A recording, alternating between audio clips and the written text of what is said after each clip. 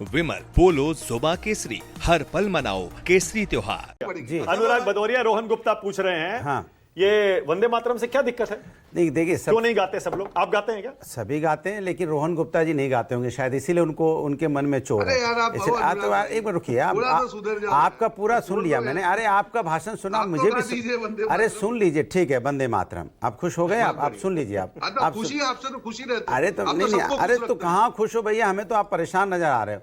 देखिए, सवाल है वंदे मातरम पे जो बहस हुई, सबसे बड़ी बात है कि अच्छी बात है कि सरकार ने बहस करवाई पार्लियामेंट के अंदर में। वंदे मातरम, जैसे समाजवादी पार्टी के राष्ट्रीय अध्यक्ष जी ने बोला, आपने पूछा सबसे अच्छा पार्लियामेंट में किसने बोला, तो समाजवादी पार्टी के राष्ट्रीय अध्यक्ष जी ने सबसे अच्छा बोला। उन्होंने क्या बोला?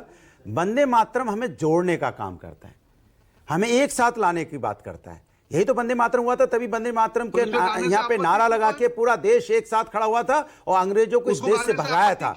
वंदे मातरम हमारे सब, वंदे मातरम किसी दल का नहीं है, ये दिल में है, ये दिल का है। और आपको मानना पड़ेगा, दिल और दिमाग में बसता है।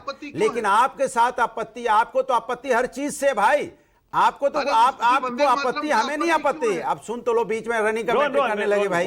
अभी आपत्ति आपको है, तभी तो आप रनिंग कमेंट्री कर रहे हो, क्योंकि आपका एजेंडा नहीं चल रहा है। पूरा राष्ट्र एक साथ खड़ा हो गया वंदे मातरम के लिए, और आप टाइम फिस हो गए।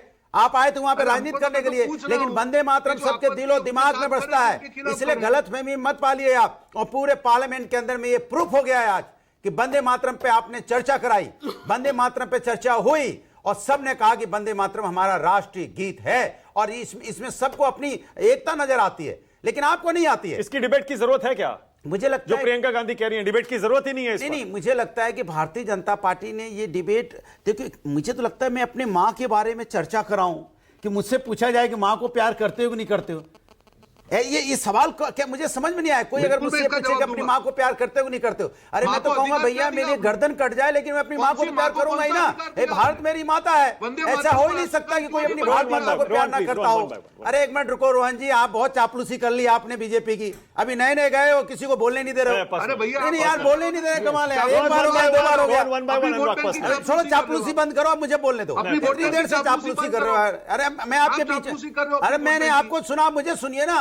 आप भैया आपके बीच में बोला नहीं, तो इससे यही जाहिर होता है ना कि आप अपने पॉइंट बनाना चाहते हो। कहो तो मैं बोल देता हूँ टीवी डिबेट में, ए भैया बीजेपी वालों, रोहन गुप्ता जी बहुत अच्छी डिबेट करते हैं भाई, इनको ध्यान रखिए। रोहन, मैं आपको मौका दूंगा जवाब देने का। रोहन, मौका दूंगा जवाब देने का, प्लीज वन बाय वन, क्योंकि हम भी नहीं समझ पा रहे हैं क्या बोल रहे हैं। हाँ, बोलिए। सवाल है कि हम तो वही कह रहे हैं कि जब वंदे मातरम पे चर्चा हुई तो सीधा सीधा समाजवादी पार्टी राष्ट्रीय, तो समाजवादी का मानना है कि हमें समाज के अंदर में एक ऐसा गीत था, गली गली में गूंजा। और आपको याद होगा 1857 के बाद जो विद्रोह थम गया था, उस विद्रोह को दोबारा से कैसे जिंदा किया जाए, बंकिम चंद्र जी ने वो धीरे धीरे वो विद्रोह को दोबारा से जिंदा करने के लिए आपने जो हमारे भारतवासी थे उनके अंदर में भारत मां के प्रति प्यार कैसे जगे, कैसे देशभक्ति जगे, उन्होंने एक गीत लिखा। और इस गीत ने धीरे धीरे अपना कमाल किया, इतना कमाल किया कि आपने 1905 में कांग्रेस, 1905 में उसमें अंग्रेज को लगा कि ये गीत इतना पॉपुलर हो रहा है, गली गली में लोग वंदे मातरम करके शहीद होने को तैयार है राष्ट्र के लिए, तो उन्होंने इस पे बैन भी लगाया 3 साल के लिए।